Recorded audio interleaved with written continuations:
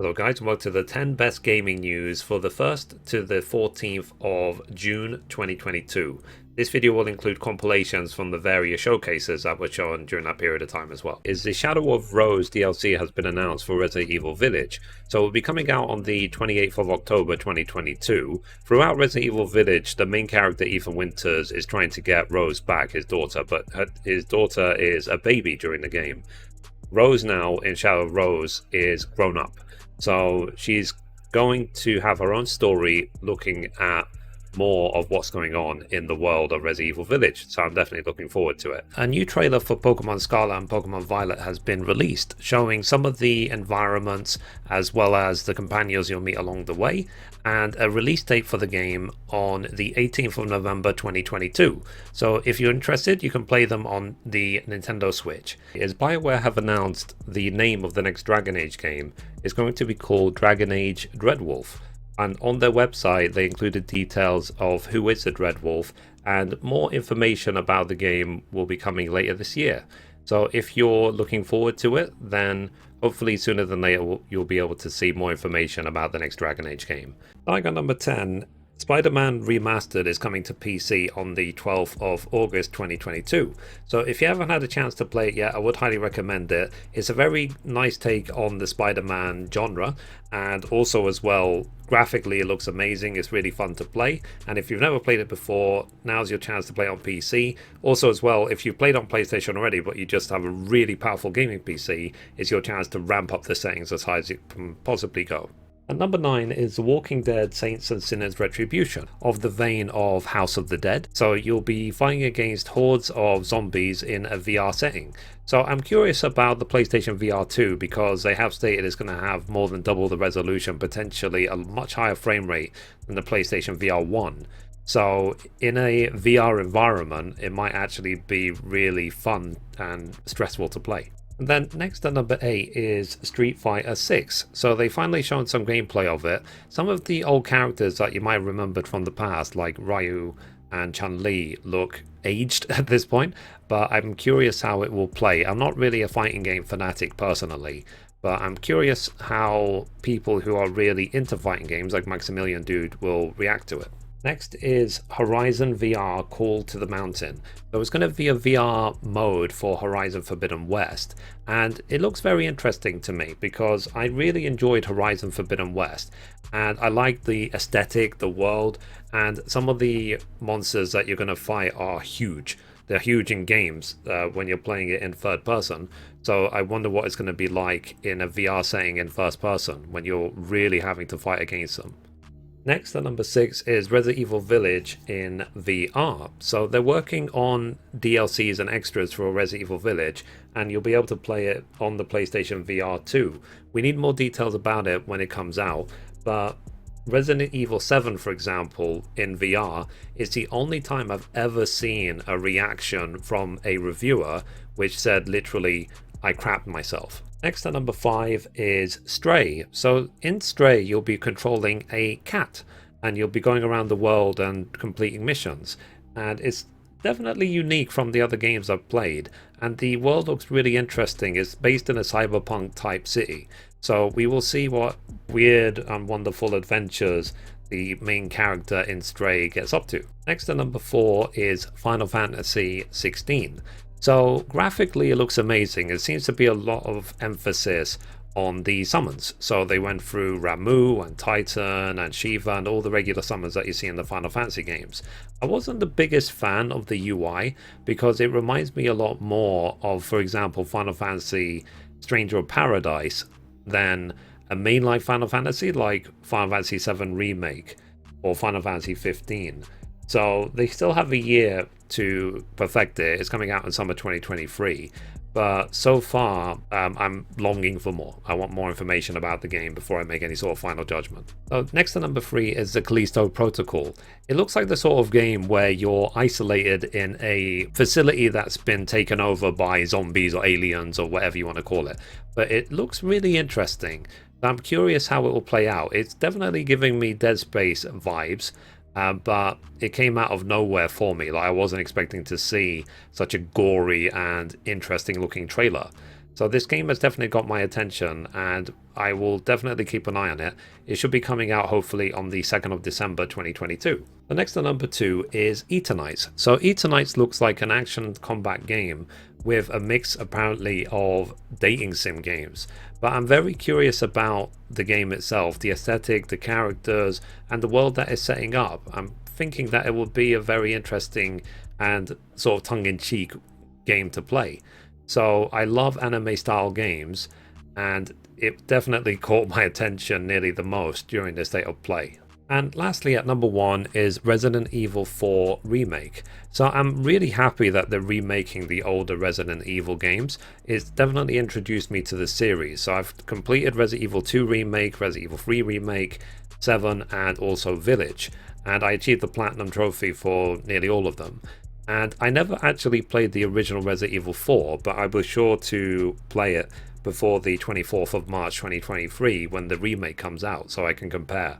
And I know that Resident Evil 4, the original, has been very highly praised as one of the best in the series, and it will be interesting to go into the world and see what it's like. Like, will we see more of Ada Wong? Like, how will it be to control Leon Kennedy again in that sort of aesthetic? We'll see if good things happen for the future of Resident Evil. At this point, I'm guessing it's going to be a couple of years before we get any news about Resident Evil 9, but I am more than happy for them to remake all the older Resident Evil games if it means I can finally get into the series from the beginning. It's ahead of the Xbox and Bethesda show. Beta test signups for Diablo 4 have opened, so you can head over to the website and pre-register your interest for it. I just hope there isn't as many microtransactions in Diablo 4 as there is in Diablo Immortal. First at number 10 is Witchfire. So Witchfire is being made by an indie studio who originally made games like Bulletstorm and worked on the PC version of Gears of War. But since going independent, they decided to make their own game with Unreal Engine, and it will be exclusive to the Epic Games Store for now, but it will come to other platforms later. Next at number 9 is Gotham Knights. So Gotham Knights is based in Gotham City after Batman has been killed, and you, as one of the Gotham Knights, have got to keep the peace of the town.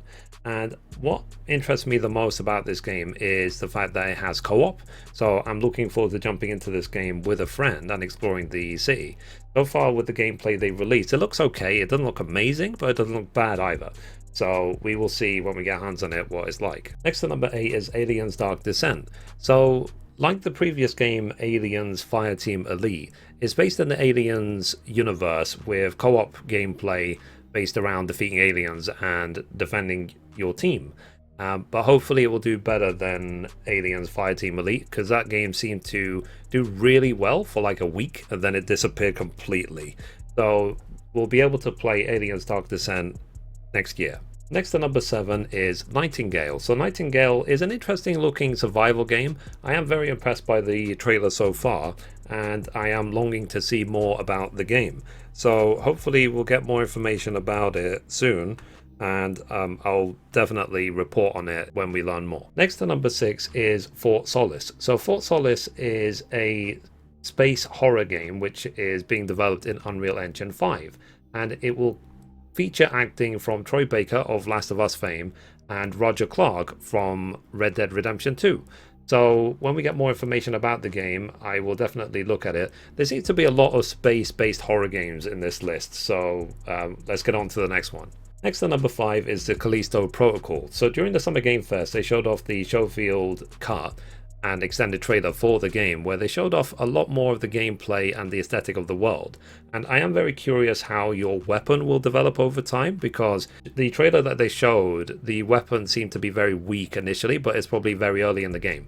So I'm curious how it will develop, and it does seem to be quite gory, which will satisfy a lot of people who play the game. Next to number 4 is Call of Duty Modern Warfare 2.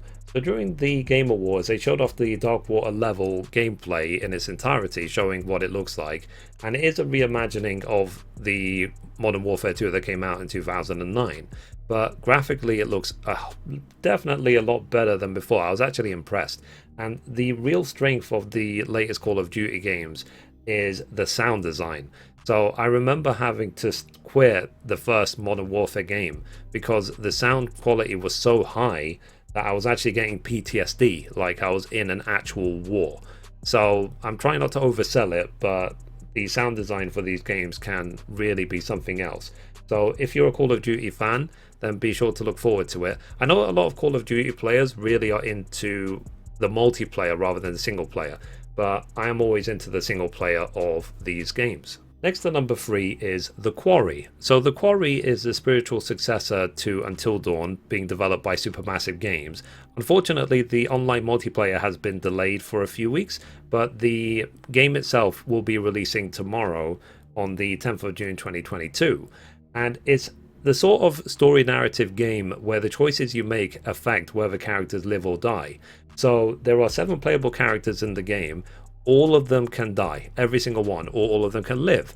And because there's 7 that can live or die, it means there's 128 possible combination of endings based on the choices you make. I would recommend for these sort of games that you just play it naturally the first time, see what choices you could have made or would have made the first time through, and then when you replay the game you can see how you do in terms of like trying to go after trophies or whatever. And next up, number 2 is Layers of Fears. So it's being developed in Unreal Engine 5 by the Bloober team. There previously was a rumor that the Bloober team were actually working on a Silent Hill remake, but I guess that was put to bed with the announcement of this game. So if you're into horror games, then they're only going to become scarier as graphics get better. So if you're into psychological horror games, then Layers of Fear potentially is for you. And lastly at number 1 is The Last of Us Remake. So it will be a like-for-like remake of the original The Last of Us game, but for current gen consoles like PlayStation 5, and also it will be released on PC. And it will be coming out on the 2nd of September 2022. The director Neil Druckmann was actually invited to direct an episode of the upcoming HBO TV show, which will wrap its filming tomorrow.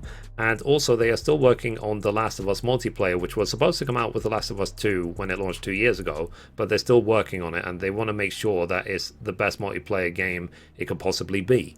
I recently made a dedicated video talking about how good The Last of Us is, so be sure to check that out. An article on PlayStation Blog has spoken about the future of Bend Studio, the developer behind such games as Days Gone.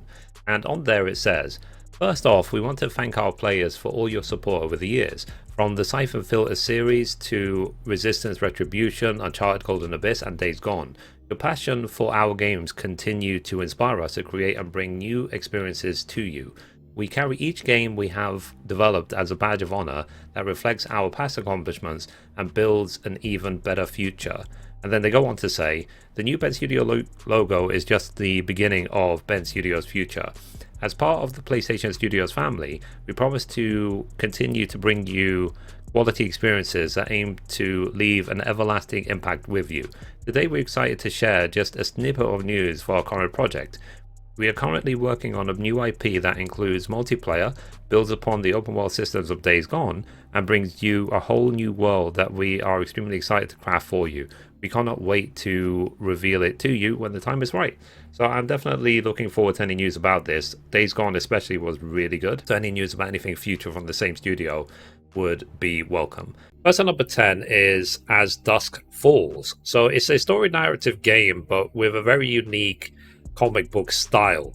So if you're into interactive story games and you like the look of the game, then be sure to check it out. Next at number 9 is Cocoon. So Cocoon is an isometric puzzle game. You'll be controlling a little character running around the world listening to some relaxing music, and you have to solve puzzles and keep exploring the world. Next at number 8 is Hollow Knight Silksong. So it's an extension to Hollow Knight, which is a 2D platforming game, but it's very challenging. So if you're into the 2D platformers and you like the aesthetic of Hollow Knight, I think it has done really well in the past, then please look forward to the next expansion for the game. Next at number 7 is the Persona Collection. So there's going to be Persona 3, 4 and 5 available on Xbox and Game Pass, and if you're a fan of the Persona series but you've been waiting to play them on Xbox, then it's coming soon and you'll be able to play Persona 5 Royal first. Next at number 6 is Scorn. So Scorn is an atmospheric first-person horror adventure game set in an Nightmarish World, which is the strapline for the game. It's probably not appropriate for small children. Next at number 5 is The Last Case of Benedict Fox. So it's a 2D platforming game, and it's got a very interesting aesthetic, and the story of the game seems to be that we're investigating what happened to the main character's father. Next at number 4 is Starfield. So Starfield is a space exploration game where there will be upwards of 1,000 planets to explore, so it's going to be very huge in its scope. Also, you'll be able to customize your spaceships and explore the game. We still need to find out a lot more about the game. It's still early days, but at some point during 2023, we'll be able to jump in, and it will be on Game Pass. Next on number 3 is Diablo 4. So the long-running franchise is now property of Microsoft because Xbox bought Activision Blizzard, and they also announced the Necromancer class, which is going to be the final class of the initial game. You can also go on the main website and you can give your interest to be selected for the beta. So if you're into Diablo games like myself, then be sure to look forward to it. Next at number 2 is Wulong Fall Dynasty. So it's being created by Team Ninja, and it looks like Neo and Dynasty Warriors had a kid basically. So if you're into that sort of martial arts game, then I promise you it's going to be very, very difficult, but hopefully it will be very fun as well. And finally at number 1 is A Plague Tale Requiem. So it's a follow-up to A Plague Tale Innocence, which came out a while ago, and it follows the story of Amika and Hugo as they are escaping their nobility and fighting a plague of rats. But we will see how A Plague Tale Requiem pushes the narrative of the game even further. I very much enjoyed A Plague Tale Innocence, so I can say for sure that I'm looking forward to A Plague Tale Requiem. Focus Entertainment have revealed that A Plague Tale Requiem will be having a release date reveal event on the 23rd of June at 6 PM Central European Time, which is 5 PM in the UK. So definitely I've been waiting a long time for any details about Plague Tale Requiem. There previously was a rumor that A Plague Tale Requiem would actually be launching this month, but I guess for now, if we can find out the release date, that's good enough for me. The Last of Us Remake was announced yesterday during the Summer Game Fest. It's been titled The Last of Us Part 1, and it will be releasing on PlayStation 5 and PC on the 2nd of September 2022. I also compiled a video of my 10 favorite trailers from the event if you want to check it out. Anyway guys, that's it for the gaming news for today. Thank you so much as always to all the new followers, and I will see you tomorrow. Thanks guys, bye bye.